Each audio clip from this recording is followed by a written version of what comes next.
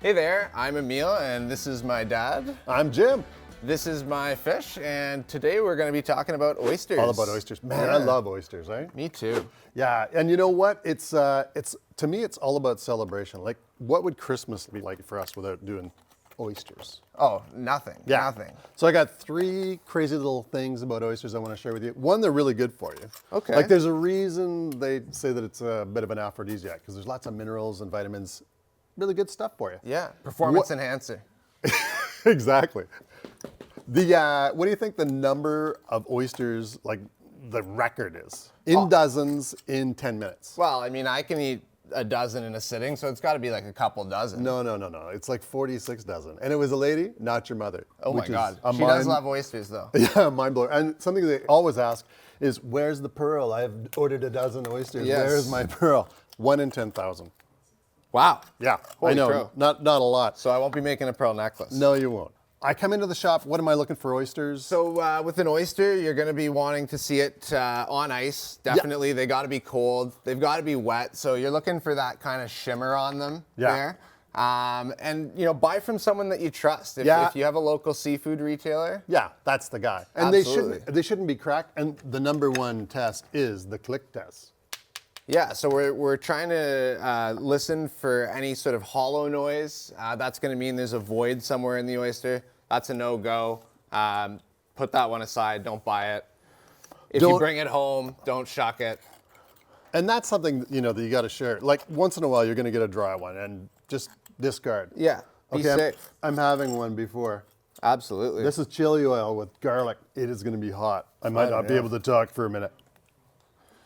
And while he's enjoying one of these chili oil oysters, let's get talking a little bit about how to actually shuck an oyster. It's going to be a big part of your experience with oysters. So it's not a terribly difficult process or setup equipment-wise. You're going to need yourself a good shucker. Yeah, and don't go screwdriver. Yeah, no.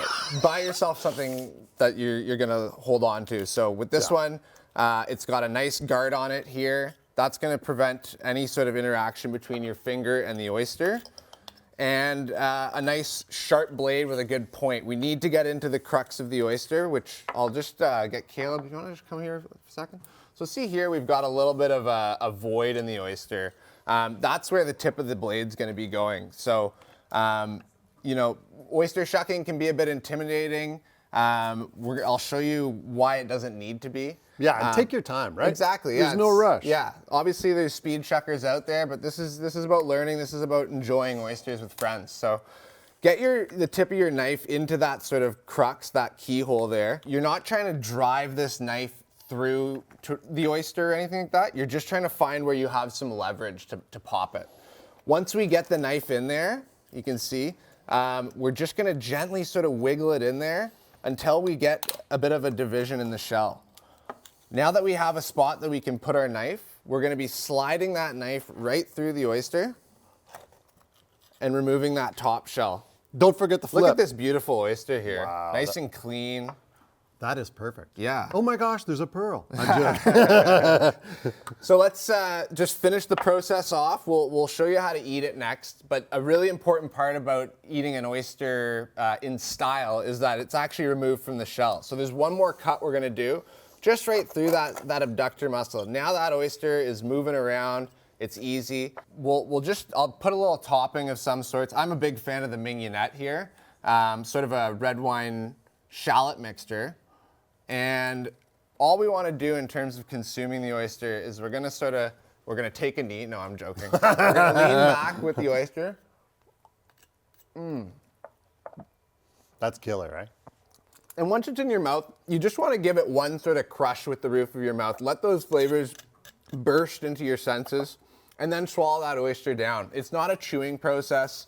It's really about feeling those flavors and enjoying the oyster. Yeah, and another thing that's really important as you're shucking, like oysters should start off cold. So when we said in the shop, when you're finding them, they should be on ice, they should be cold, they should be wet.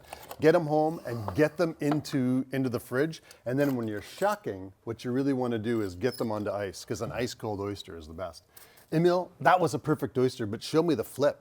Yeah. So the flip, I mean, if you want an oyster to look extremely aesthetically pleasing when you place it onto your ice, Are we talking like me on the beach with a like you on the beach, exactly, with a tan. So once we cut that oyster, if we take the knife and sort of, just apply a bit of pressure, we're gonna flip it over and we're gonna get that belly set up. Look at how clean that is. That's a really pretty oyster. That's a nice way to display them. We know that it's removed from the shell. And when you're shucking, you really want to make sure that you don't create scrambled eggs. And that's when you get your knife in there and you're moving around and chopping up the oyster. I talked a bit about what I like on an oyster, but what are your favorite toppings? You know what? I got to say, the first one, if you haven't had oysters before, just taste it just like that. Right? You want to taste the brininess. Yeah. And different oysters have different flavors. Like Emile shucked out in the West Coast for a long time, and those oysters are kind of green and vegetative, and they've got a little bit more iodine flavor.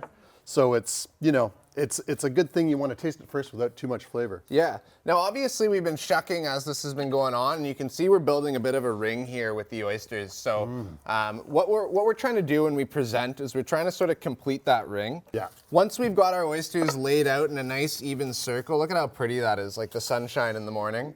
We're gonna start adding in some little accoutrements. So we've got some lemons here. I like to sort of put them up like that.